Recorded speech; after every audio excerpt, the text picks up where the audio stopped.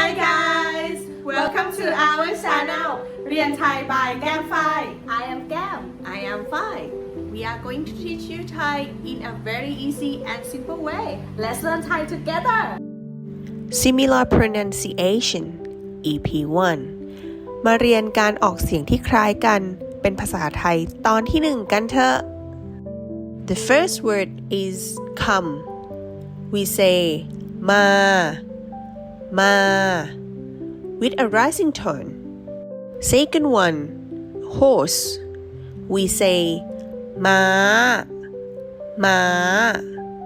with a high tone. Next one, dog. We say ma